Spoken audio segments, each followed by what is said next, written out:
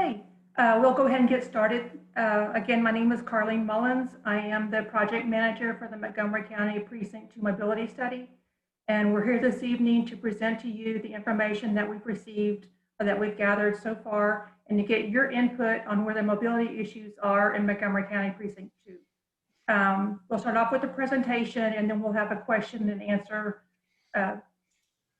session after that. Greg?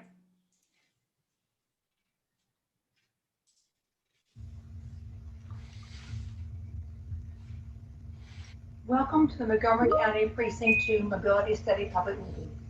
My name is Carlene Mullins, a Principal Transportation Planner with the Houston-Galveston Area Council, also known as HGAC. For those of you who are not familiar with HGAC, HGAC is the federally designated metropolitan planning organization for the 8-county Houston-Galveston metropolitan region. The agency coordinates the short and long-range transportation planning activities and decides how federal transportation dollars are spent within the region. The public meetings are usually held in person, but due to COVID-19, we will be meeting virtually. After the presentation, there is a survey and interactive map that we would like you to complete. I will tell you how to find these tools later on in the presentation. This meeting is being recorded and the video will be posted to the project website. And if you have any questions, please type them in the chat box. During this meeting, an American Sign Language translator is being provided. You may be able to see the ASL translator on your screen. If not, directions on how to pin the video is shown here on the slide. A Spanish translator will also be provided during the question, comment, and answer segment of this presentation. This meeting will consist of two parts. The first part is the presentation. The study team will present an overview of the study, review the existing conditions, share the transportation issues that have been identified thus far, review the public input process, and go over the next steps. The second half of this meeting is a live question, comment, and answer session. This is your opportunity to tell us where the mobility issues are in the study area. Your input will ensure that the team understands the issues traveling in and around the area. Montgomery County Precinct 2 Commissioner Charlie Riley and HGAC established a partnership to conduct this mobility study. The goal of the study is to address the current and future transportation issues. The study will result in a transportation plan that will recommend short, medium, and long-range transportation projects that will be implemented as funding becomes available. I'd like to recognize a few people that are assisting in the development of the plan. First, I'd like to recognize Commissioner Charlie Riley. Without him, the study would not be taking place. He realized that the development in and around State Highway 249 toll road would be tremendous, and that the precinct would need a mobility plan to develop a transportation network to serve not only the existing residents, but future residents. The steering committee is composed of 19 representatives from the study area. These individuals represent the entities shown on the screen, along with several long-term residents. The committee has assisted in the development of the vision and goals, identified transportation issues, and will assist during the next phase of the study in developing and prioritizing improvement options. The project team consists of HGAC staff from the regional planning, communications, and travel demand forecast teams. A consultant team led by Lokesh Vijayagopal from the Gunda Corporation is leading a team of engineers, planners, data analysis experts to assist with data collection and the development of alternatives to address the identified issues.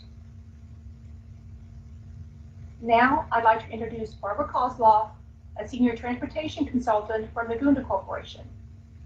Barbara will present an overview of the study, review the existing conditions, and present the major issues that have been identified thus far. Thank you, Carlene, and thank you to all of you for joining us today as we discuss the Precinct 2 mobility study. The purpose of this study is to develop a safe, well-connected, and efficient multimodal transportation system to promote orderly growth, provide adequate mobility for people, goods, and services, and coordinate public and private investment. And we've developed a process for going through the study and coming up with results. First, we are analyzing existing transportation network and existing condition data. We're going to consider the existing and future land use that impacts mobility, consider various growth scenarios. We're going to receive input from the public. We are looking forward to visiting with you and get some of your input. And then we will develop an actionable plan that makes sense for this precinct. I want to point out that the study area for Precinct 2 is what's defined on the map, and you'll see the broken dotted black lines outline Precinct 2, mostly the white area. We've identified some of the major thoroughfares in the precinct. We've identified the Cook's Ranch Conservancy and the W.G. Jones Forest and some of the green space. We also have Lake Creek running through the middle. We show the dotted line for 249. What I would also like to point out is there's a lot of white, so there's some area where maybe additional thoroughfares or roadways could be implemented.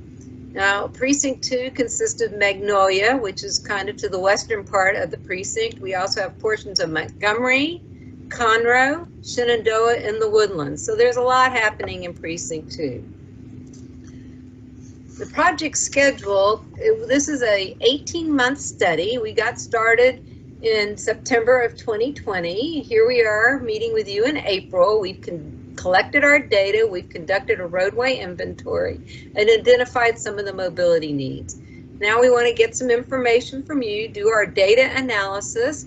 We will come up with preliminary findings and recommendations and meet with you in the fall of 2021. Take again your input, refine some of our recommendations, and have a final report completed in March or April of 2022. Our vision is to develop a safe, well-connected, and efficient multimodal transportation system. This is achieved through coordinated public and private investment that promotes orderly growth and provides adequate mobility for people, goods, and services. The goals to achieve that vision are to improve safety, and I do want to point out improving safety is a #1 priority. It is critical that we look at safety and improve it throughout the precinct. We also want to achieve and maintain a state of good repair, move people and goods efficiently, strengthen regional economic competitiveness, conserve and protect natural and cultural resources. So now I'm going to walk you through some of the data we've collected that define the existing conditions. And the next series of slides are existing condition slides. First, demographics. You'll see here there's a couple of graphics on this slide, but the top left one deals with population. And you'll notice that the population has continued to grow with the 40 years that are represented on this slide. And not only that, it's projected to continue to grow and more than double between 2018 and 2040. And then between 2040 and 2045, another 50,000 residents are projected to be living in Precinct 2. So the growth is happening in the population and will continue to grow. And the same is true with employment. Even just recently, between 2016 and 2017, we saw a sharp increase in employment. So both pop and employment are things that are growing, and we want to watch and see what the trends are. I want to point out the graphic on the right, which is travel time to work. This shows how long it takes residents in Precinct 2 to get to their place of employment. Over 50% of the residents in Precinct 2 are traveling more than 30 minutes to get to their workplace. And 21% of those are traveling over an hour to get to work. So we want to see, well, what are those travel patterns? What might be causing these long travel trips? Is it just distance? Is it congestion? Is it circuitous routes? So that's one of the things we're going to look at as we continue to conduct our analysis. Next, I want to talk about existing land use. You'll see here on this map that a big portion of the area is covered in yellow, and yellow is residential. So it's safe to say there is a lot of residential development in Precinct 2. You also see some big green splotches or blocks, And that's where where there is vacant land and developable land. So it's safe to assume that some of the new development will be where you see the dark green. The lighter green shows some of the recreational areas like the Cook's Ranch Conservancy. I also want to point out the orange. The orange represents what we call mixed use development. And that's where there's development in kind of a confined area where you have both residential, commercial, medical, maybe educational, but all this development in an area. So it's easier to connect and more efficiently get around. The big one I want to point out is up in Conroe around I-45 and Loop 336. That's the Grand Park Central area, and it does have residential, single and multifamily development, has medical, commercial, retail, and that's kind of, you're going to see that happening in other places. We understand in the area around 1488 and FM 149, there'll be the new Magnolia Village area, and you'll see more mixed-use development occurring there. The other existing condition I want to talk about are barriers. And these are, when we say barriers, these are things that might be impediments to connecting roads, making routes less circuitous, and they do have an impact on our travel patterns. Now, some of these barriers are natural, like the floodplains and the water features in the forests and conservancies. Some are man-made, like railroad tracks. We know both BNSF and UP have tracks running through Precinct 2. We also know there is a lot of existing development. These are where homes are already located, commercial development, and they're already there. So they might be impacting the ability to complete a road and expand a road or connect roadways. So we need to look at what all these barriers are. It doesn't mean we can't connect roads. It just means there needs to be a little bit more research and analysis and a coordinated effort among different parties to make sure we can connect. It might require spending more money to provide a grade separation over a railroad track, or we might need to take a little bit of property so we can take a road all the way through and connect to the other side. So there are different things we can do, but we want to point out those are one of the issues that we need to address when we talk about enhanced mobility and connectability. Crash data. As I mentioned earlier, safety is the #1 priority. You'll see the list on the left shows where some of the top 10 crash locations are. This is where recurring accidents have occurred. And then on the right, you'll see a map it's a heat map, and where the darker circles are, that's where there is a greater propensity of accidents occurring on those roadways. You'll see it recurring a lot on I-45 and 242, right near the intersection of 2978 and 1488. You'll also see it down 249, and that could be related to the construction that was occurring there. So we need to look at where some of those critical areas are where accidents are occurring. Between 2015 and 2019, there were 12,601 accidents, and that's quite a few accidents for the area. Luckily, only 1%, which is about 126 out of that 12,600, included a fatality. So we need to get that number down. We know that 70% of those crashes had no injuries at all, but we still need to address what's happening. I would like to point out that when we talk about some of these crashes and fatalities, not all of them were vehicle to vehicle. There were single vehicle crashes.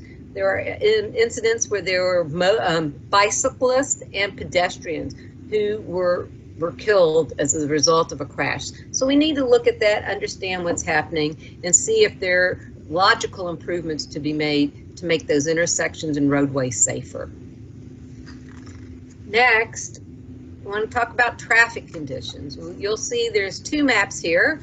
The one on the left is a map of current 2021 travel data.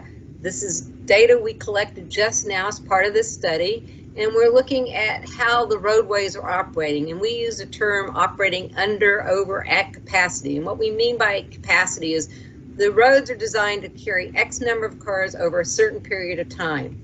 If there are more cars traveling on that roadway than it was designed for, then it's operating over capacity. In many cases, there aren't even as many cars as the roadway was designed for, so that would be under capacity. But we're looking at what's happening now, and you can see the lines in red represent over capacity, and that's already occurring on 1488 and also at 2978 and a portion of 2854, and you'll see that 149, a portion of 149 is at capacity, which tells you it's about to go over capacity if the trends in the development continue. So that's what's happening today in 2021.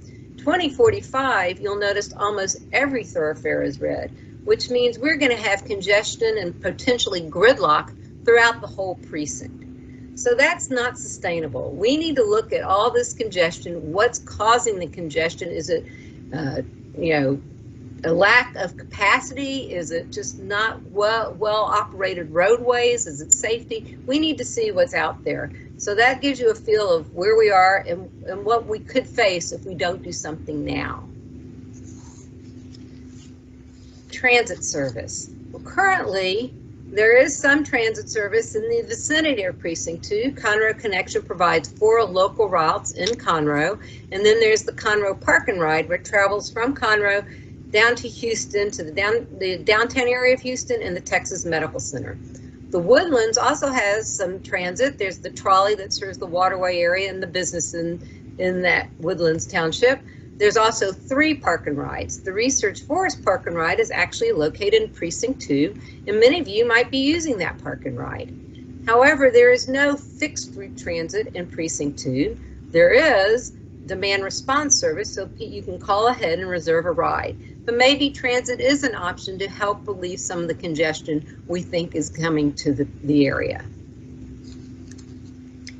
There is a fairly nice or complete hike and bike network. There are 67 miles of hike and bikes. They're of different types. They've got the share the road, 18 miles of those, and you'll see those along Dobbins-Huffsmith Road. There's also shared use shoulder, which is along 1488, and the red lines are shared use paths, which include sidewalks. We know that 34 miles are proposed to be developed in Precinct 2. So what we're going to look at and see is, can we expand this basic network and connect more communities and provide another outlet for moving people? And then we want to talk about the new and proposed developments. And you'll see here on the map, the red circles represent all the new residential development that will be occurring in Precinct 2. So much of it's to the west side of the precinct along 149 and 249. I just read recently that 8 to 10 new residential developments will be opening this year in the Magnolia area, and we know there's quite a few more. There are also the little green dots that you see, which represent commercial development. You see they're kind of located right there at 1488 and FM 149. Magnolia Village is going to be developed, and that's going to be a huge development that's going to impact traffic in that area. I also want to point out to the west, just outside of Precinct 2 in Waller County, is going to be a new big development, and that will, even though it's not located in Precinct 2, it's going to impact traffic and it's going to impact mobility. So we need to see what's happening there, and is the infrastructure is in place to make things move smoothly in and out of Montgomery County and Waller County. So I would like to point out that Precinct 2 has been very busy working on its transportation network and making improvements. Over the last several months, 24 projects have been completed. Those are the ones you see in the turquoise color.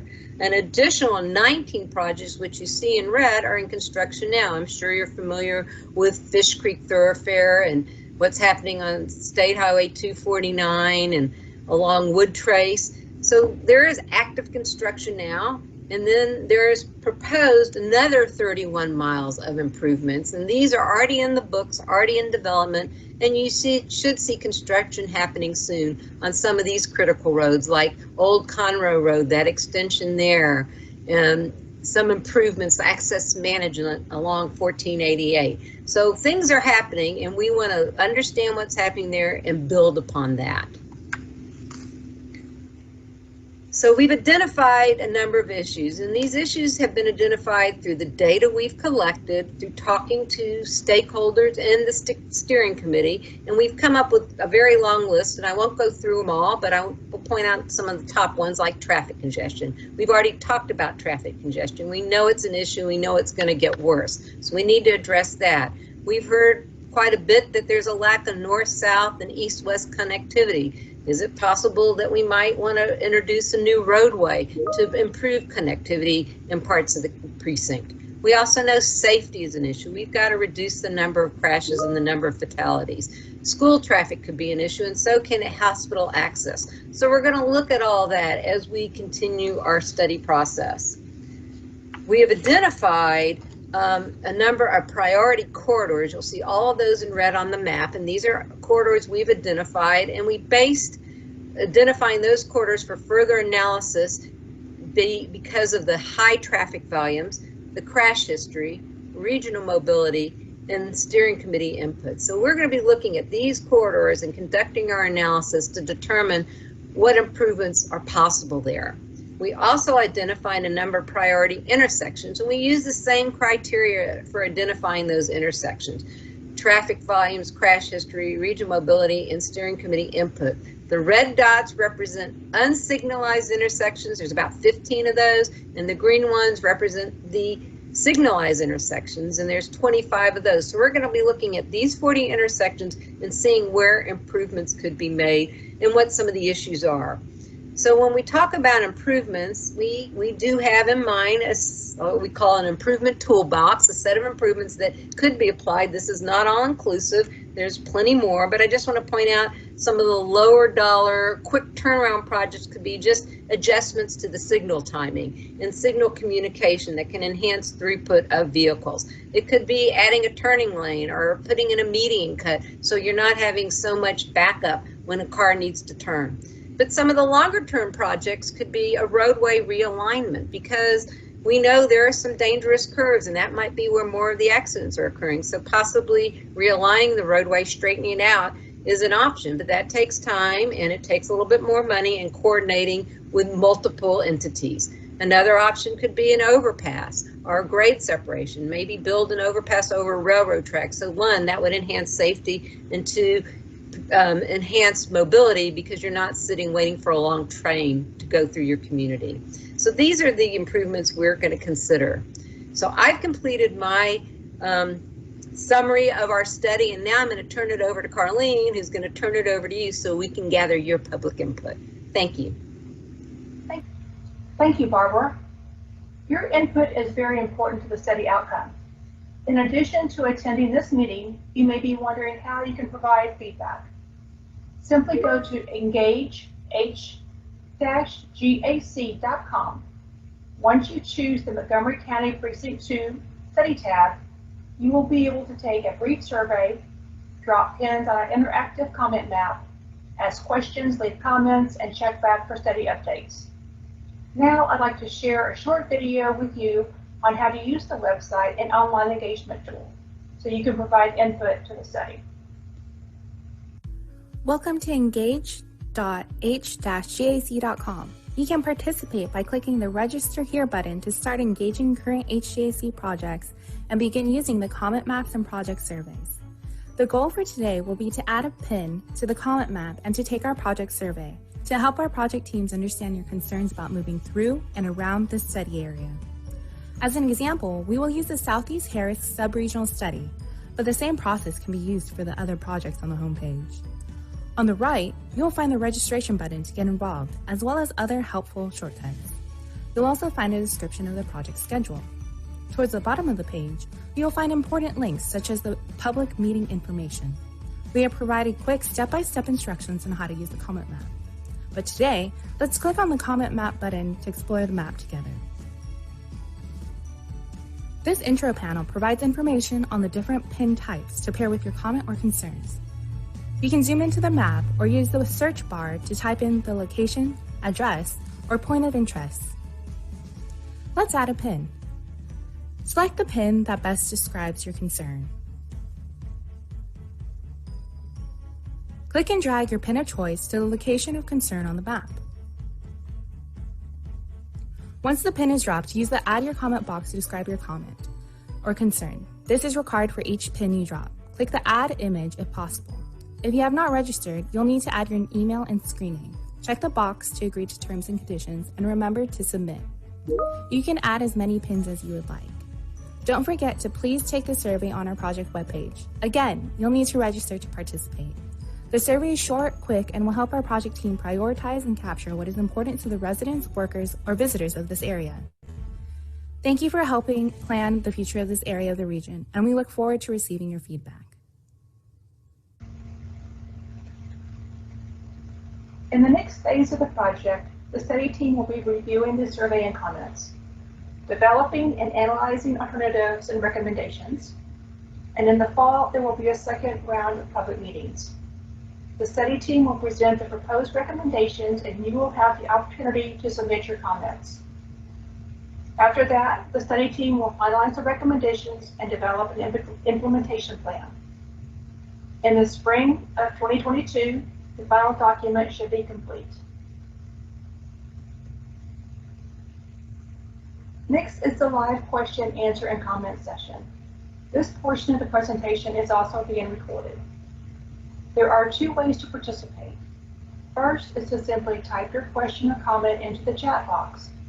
The second way is to use the raise hand feature on your computer or dial *9 if you are calling into the meeting. When you are called on, you will be unmuted so everyone can hear your comment or question. We appreciate your attending this evening and look forward to hearing from you. Thank you.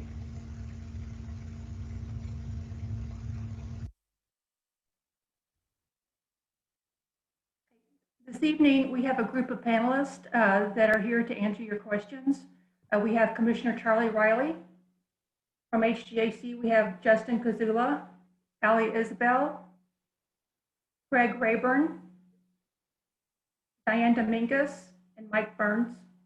From the Gunda Corporation, we have Lukesh Vijayapal, Barbara Kozlov.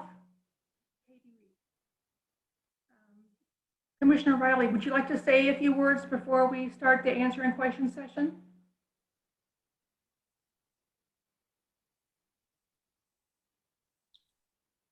I've seen the map several times, and when you look at it and somebody's explaining each and everything that's on the map, number one, I do think it shows how busy we've been in Precinct 2, how we've been trying to maybe not get ahead. I don't think we'll ever get ahead of all of it. We may not ever get ahead of any of it, but we have been trying to do what we can to take care of the portions of the roads that we can take care of.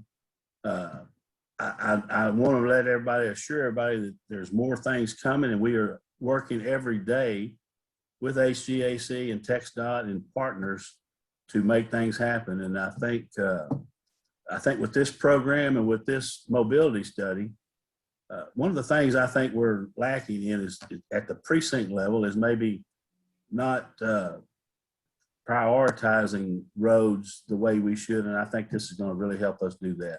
And I'm looking forward to the finished product. I really am. Thank you, Commissioner. Do we have any questions?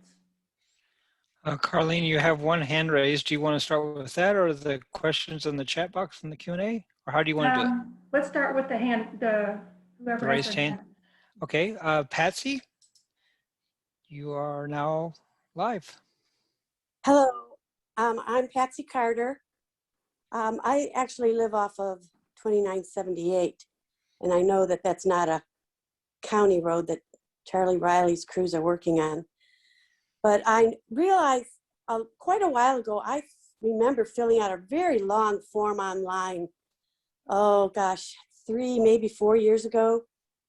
And it was similar to what you're talking about. Every intersection, put your recommendations here and there. And I did that. And the main thing that I mentioned and suggested was adding right turn lanes. And since then, several roads have been completed, such as Fish Creek and even 99 down a little bit further south. But so many have been completed. But there's still a lack of right turn lanes. I just can't understand why they're not more better utilized. They can be put at mega churches, at apartment complexes, at shopping centers, at any kind of intersection, any side streets. And it would reduce traffic. It would keep the wait time down as traffic could move along. It would reduce congestion, and it would also save a lot of gas and reduce pollution. I just really have a hard time understanding why those suggestions are, even if I hadn't suggested them, have not been put into place in the planning stage. For instance, I'm on 2978 and they've been working on it since 2016, and they're saying that, you know, it's not going to be for another year or so that it's going to be done. That's a long time. I mean, the Golden Gate Bridge only took 4 years to complete. But I live off of Tamina, and they're not putting a right turn lane onto Tamina, and that backs up to 1488 every single weekday. So I just, my comment mainly is about right turn lanes and to stress the efficiency that would be created, that as on 1488, there's already a real wide shoulder. There's already real wide left turn lanes. It would just be a matter of moving the paint around, making right turn lanes, and that would solve a lot of problems getting into some of these churches and to Home Depot. Well, Home Depot does. No, it doesn't have a right turn lane. I mean, so many of these intersections, you have to wait in the through lane. You have to wait through several lights sometimes when you want to make a right turn, because as I understand, that solid white line means do not cross this to make a turn on the shoulder going into these businesses. So if you could just comment on your future plans for right turn lanes and easing all that congestion, that would be good. Thank you. Thank you, Patsy. We appreciate your comment. You know, I certainly feel your frustration on 2978 because I've been trying to get 2978 done ever since I've been in office, and even before then. Right turn lane, are you talking about a right turn lane from 2978 to Tamina Road? Is that what you're saying, or from Tamina Road to 2978? Well, both would be super, but on southbound 2978, turning I'm sorry, west, say it. on southbound 2978, a right turn lane going west on Tamina. Well, I'm not sure. I haven't looked at the plans lately. I'm not sure if the shoulder is there is what they plan on using for a right turn lane. And you can cross that white line within 150 feet of the intersection to get over there to turn right. You can cross that to do that. And so you I won't think get a they're ticket? using the shoulder for, ma'am? And you won't get a traffic ticket for crossing the white line? Not if you don't go 400 or 500 feet back. If you go 150 feet or so, you won't be ticketed for that. Okay, thank you for that. You can do that. You can do that. And I think that's their plan, is use the shoulder where they can as the right turn lane.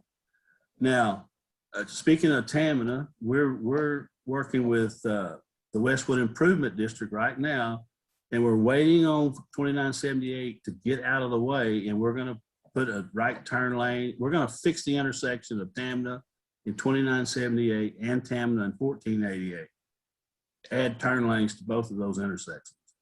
But I got to wait for them to get out of the way, because if I do something right now, they'll tear it up. Thank you. Anybody else have any comments on general right turn lane? Thank you for the comments. I mean, we are going to look at that intersection, and if you have any other intersections where you feel you need a right turn lane, please go ahead and mention that in the website, in the back of the table, and we will definitely look into those intersections, and those all will be our short-term recommendations. So we will look into those intersections and see if the right turn lane is warranted, and if it is, we are going to put those in our recommendations. I will do that. Thank you. Thank you. Patsy, can I ask, what survey was that, and who was it? Do you remember what that was when you filled that out? For some reason, I'm thinking it might have been the community impact But it was online. There was a link, and I clicked on the link, and it was very official. Okay. So I don't remember seeing that. I'm not sure what you filled out or who it was. So I don't remember that. Okay. I'd like to see something like that if you knew where we could go find it. Like I say, I don't remember seeing it. I'll try to recall. Okay, thank you. Greg, is there any questions in the chat box? Yeah, we have some questions in the chat box and also in the Q&A, and I'm not sure who came first, but I'm going to start with the chat.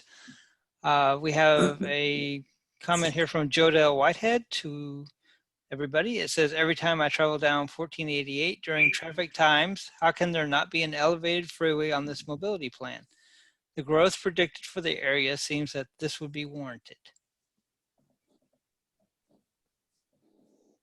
That the elevated freeway is way out of my league. I mean, we're talking about TxDOT. I will say that there's a project for 1488 right now from 2978 over to I-45 to add the other 2 lanes, add the other lane in each direction to make it a 6-lane road from 2978 to I-45. And that's simply, they've got to add some concrete in certain places to get some shoulders there. They're going to restripe the road. They're going to put the access management barriers in places down through the middle of 1488. And that project is supposed to be funded through TxDOT for 2029. Well, I've committed about $10 million out of our pass-through road bonds to that project if they will let me do that now. And they were pretty receptive of that, but I have not got the final answer whether they're going to let me fund that and move on now or not. But I don't know about the elevated freeway. That's going to have to be somebody from TxDOT. Somebody else is going to have to make that call. And we may be able to look at that option as a long-term and just see what the impacts are on the area, because that would, you would need quite a bit of right-of-way, which would probably take out a lot of businesses. So we would just have to look and see, 30 years down the road, if that might be something to help. Anybody else have any comment, any answers to that question?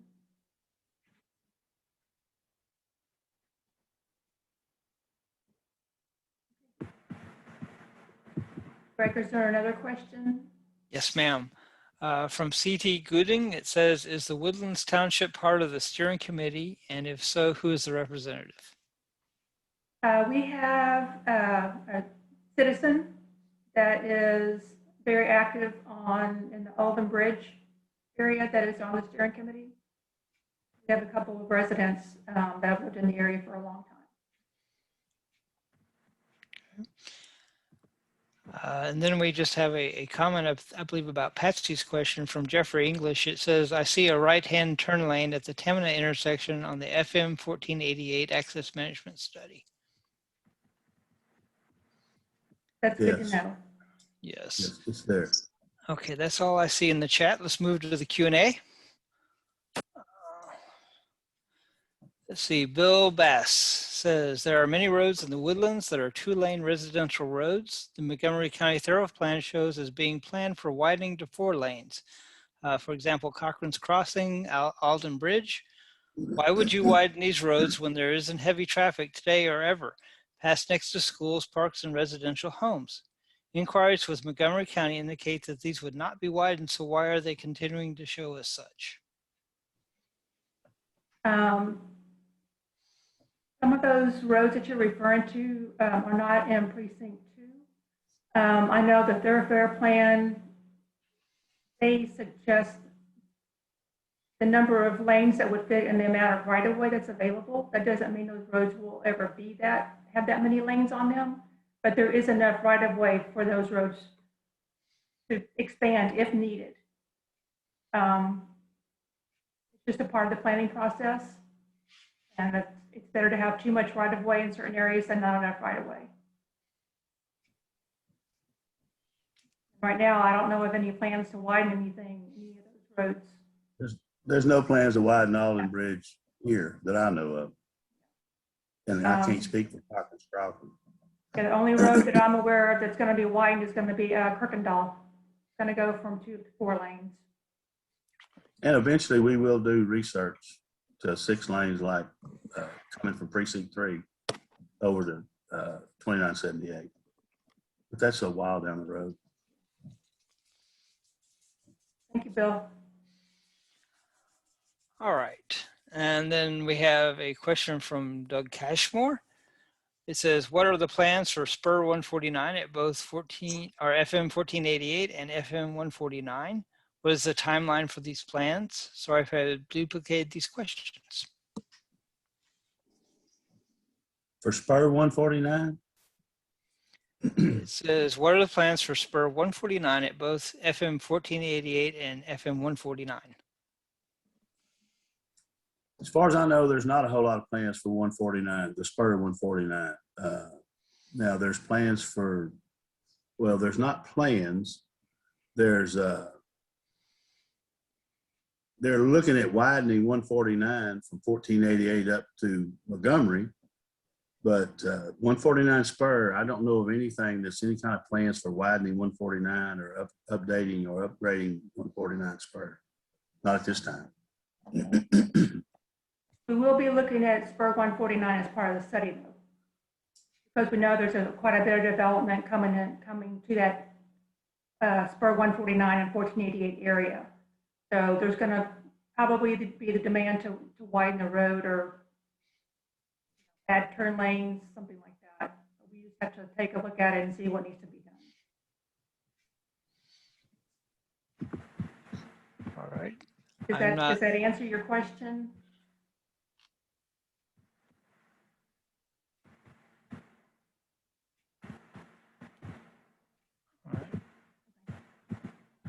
At this point in time, I don't see anything else in the chat or the Q&A, Carlene. There were a couple of questions, Greg, that Katie has already answered. So I'll just read those aloud just so everyone can hear them. We have one question. Was the crash heat map based on crash incidents or crash rate? And Katie answered, the crash heat map is based on the locations of crash incidents. Another question, the planned improvements map shows I-45 as red line. What is that project? And Katie has answered, the active project is landscape development from SL 336 to the Montgomery County, Harris County border. The TxDOT project ID she's provided also. I won't read that out loud. And then we have a third question that Katie answered. SH 105 is included in the study, correct? Looks like the precinct line is on the road, just want to make sure. And Katie has responded, yes, State Highway 105 is included in this study. And we do have another question open. Follow up, there is HEB and development that will significantly increase traffic on Spur 149 that will increase traffic on Spur 149 a lot. Okay, thank you for clarifying.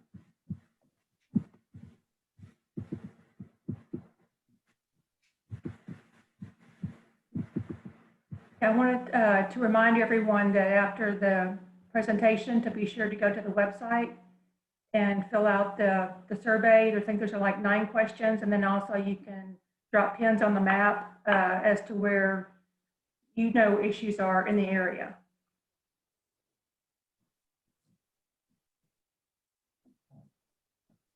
Are there any other questions? I do see one more comment from Wu Ying.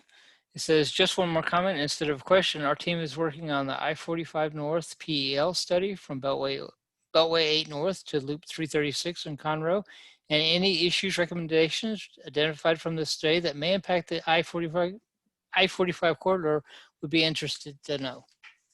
Okay. Will you, my email address is on the engage.h-gac website.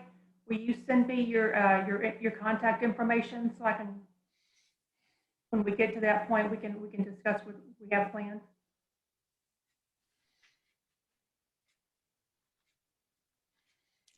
Let's see, we have a hand raised. Jodelle Whitehead, you're live. Need to unmute yourself though. There you go.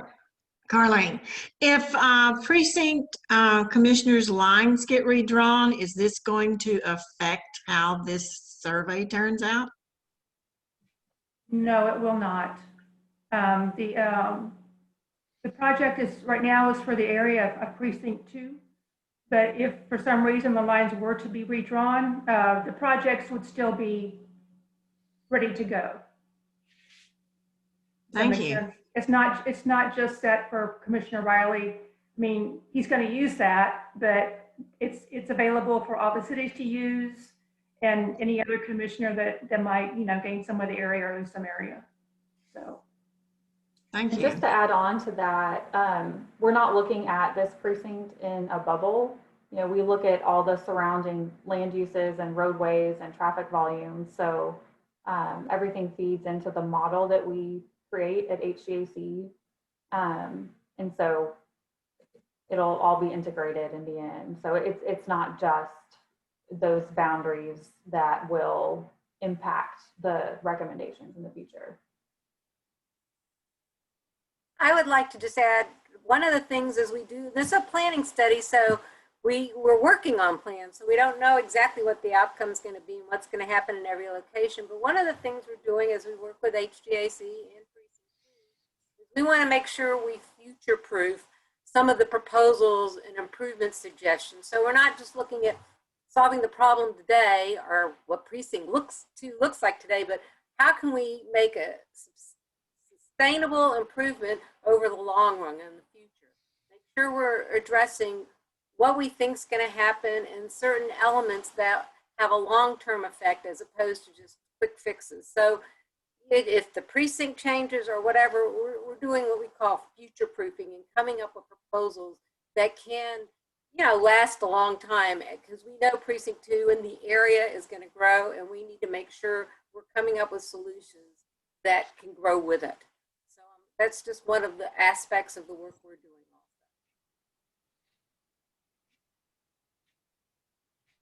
also. Okay, we have another hand raised. John Samuelson.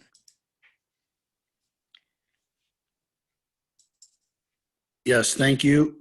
I noticed that one of the this number 2 traffic areas was, I believe, at the feeder on I-45 at Research. And I had provided some recommendations with regard to signage that would improve things when I talked to Commissioner Riley. And I would like to figure out how I can communicate those again in writing so that maybe something could be done to improve the signage on the feeder so that it would be similar to the feeder at 242 and make things better and safer. John, if you would send me an email. Oh, go ahead, Commissioner. John, if you could send me an email. I remember what we were talking about. I just can't remember where the sign was. If you could send me an email, I think we can make that happen pretty quick. We can make that happen. That you told me that you could get the Department of Texas Department to do that, and I will do that, Commissioner. And thank you for your responsiveness. You bet. And John, you can also go to the website and put some comment, drop some pins on the comment map and show us the exact location of where you want to put or where you were recommending the signs. Yes, ma'am. I've already pointed out the intersection, but I did not write all the things. It's easier for me to do in an email. I have very specific recommendations, And when I talked to the commissioner, he said that made a lot of sense. And it boils down to signage on the feeder roads coming towards Research and Tamina that is similar to what's at 242, and it would make it better and safer. Thank you. Thank you. We're going to try to show the lanes coming up to the intersection, the right turn lane, the straight and turn, and straight and left. We're trying to figure out how to do all that. Way to go, Commissioner, you remember. Yes, I do remember. I just got to make sure I know where we need to put it. And I've got to, I either got to go put it up and ask TxDOT to forgive me, or I got to go get their permission to do it, one of the two. We'll make it work. I will put in an email more specific, so you got something better to go by than just a quick conversation. That will help.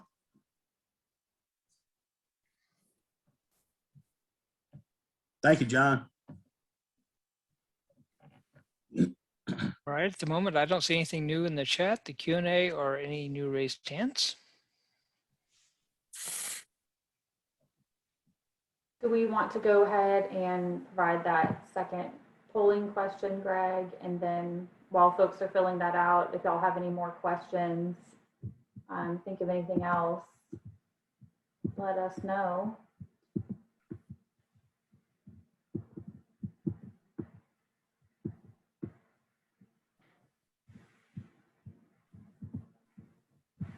I put a link to that engagement platform in the chat, so you can go there, and it has Carlene's contact information. She's the project manager at HGAC, and she can get in touch with Commissioner Riley and our consultant team to answer any more questions or receive any more comments you have.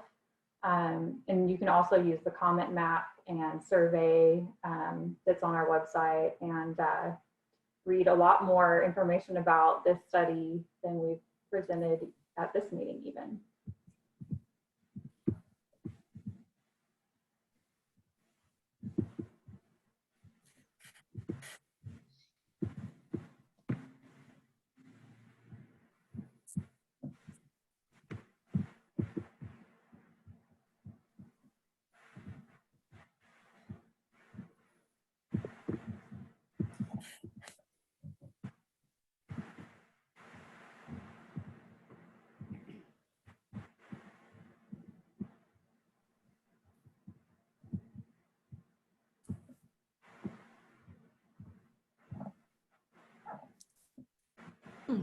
Interesting.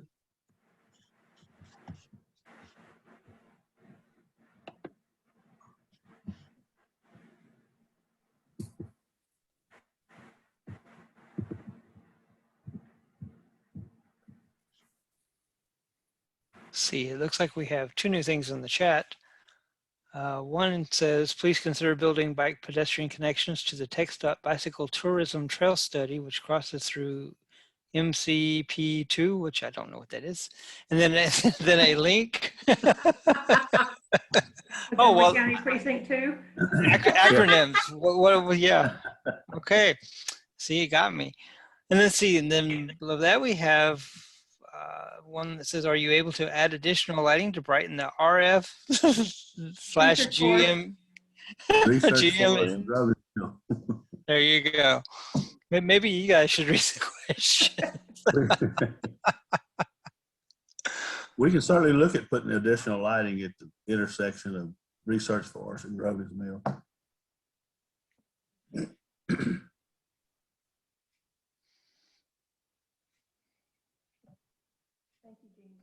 Again, as we're doing our study, we look at safety issues. One of the things could potentially be improved lighting. So as we do our research and our analysis, especially as we examine where some of the incidents of crashes took place and understand what might have happened, maybe lighting is an issue. So it's all part of the analysis. And your recommendations are great because you're already telling us you think that should be improved. So we're going to look at everything, and we're going to work with Commissioner Riley, but those are the kind of improvements we can look at and could potentially be easily, put into a short-term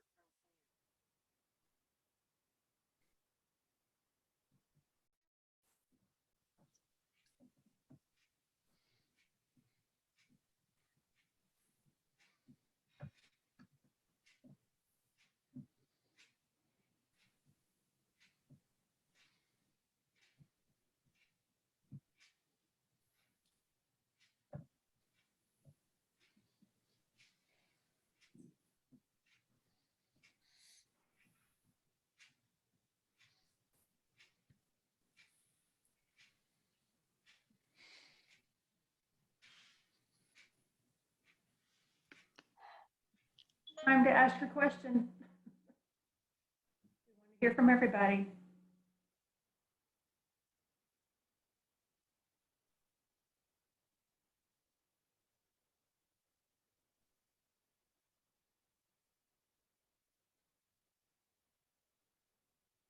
When we have our public meeting in the fall, we'll have a list of recommendations. So we'll have a little bit more information to share with you.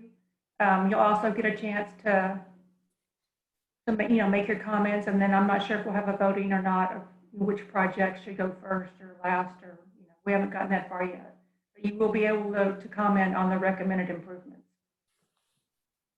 Carlene, Yes. the meeting in the fall, is that November? Yes. I hope and pray we are doing it live and none of this anymore. I Just hope we're push for that. are live as well. Push for that, would you? Yeah, it's a lot easier to do it in person. Because I'm gonna push for it. Okay.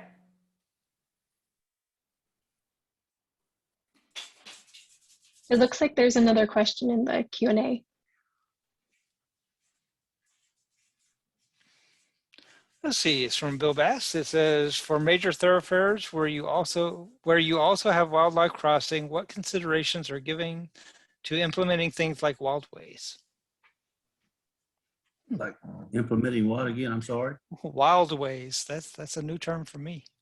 I think their wildway is referring to something like an animal crossing that they're putting into Memorial Park.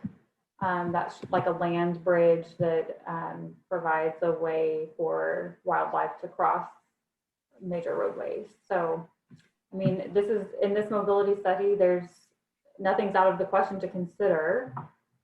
Whether it makes the final round of recommendations, that's to be seen, but it's definitely something that we can think about. And then one that I almost missed, which I apologize for, from Wu Ying, it says, does the scope of the study include recommendations to update Montgomery County Thoroughfare Plan? We're working on that right now. I'm sorry. If we have any major changes, we will recommend updates to the Montgomery County Thoroughfare Plan, the Waller County Thoroughfare Plan, and the City of Houston Thoroughfare Plan, if needed. Because we want to be sure we work together with Montgomery County and Waller and the City of Houston. All of those plans are either adjacent or in Montgomery County.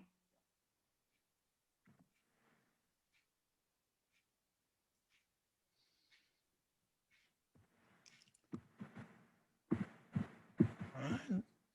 Looking through the list really good this time. I don't see anything else.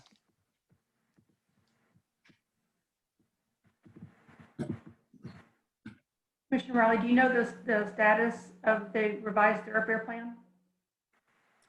We've looked at it here probably 3 times, and we've made some little subtle changes. We've changed some of the major connector roads down to minor connector roads and realigned a few things. And I think the next time we'll look at it, we're going to look hard at whether we remove some of the roads or just reclassify some of the roads. But it'll be a whole lot. Let me back. It won't be a whole lot different map than what you're looking at today. But there will be some changes on it. You know when they're expected to approve that? I'm sorry? You know when they're expected to have a public meeting or approve the plan? I've got an email. I can't remember. It's coming up pretty quick. I'll have to go back and look. I'll get it out to whoever I need to get it to. Yeah, because I can put that on our website as well. Okay. So people I'll get it to you. can go to those meetings. Okay.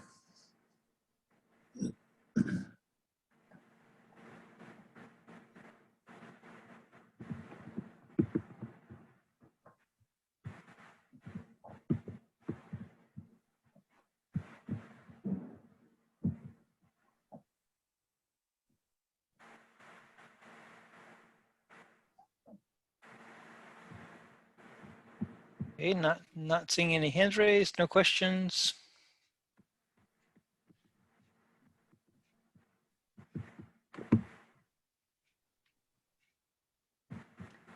Okay, if we don't have any further questions or comments in this meeting, I guess we can go ahead and sign off for the night, but please contact us if you have any questions or comments. Go to our engage.h-gac.com website and take the survey, comment map, contact us that way. And we really would love your input on this study. It really helps a lot in getting people that live and work and visit the area to help point out the problems and the issues. So any final words, Carlene or Commissioner? I just want to say I thank y'all, to everybody who's worked on this project. When I started talking to Carlene at HGAC about the project, and when she told me what I would need to do and how we need to try to put stuff together, it kind of set me back. I mean, it's a whole lot more to this than what I ever really thought about. But I'm anxious to see the outcome of this with the amount of studying and the amount of looking at different roads and and I've seen things on here that I didn't even think about looking at myself. So I'm anxious to see what it's going to turn out to be. And thank y'all for all y'all's work. Very interesting study.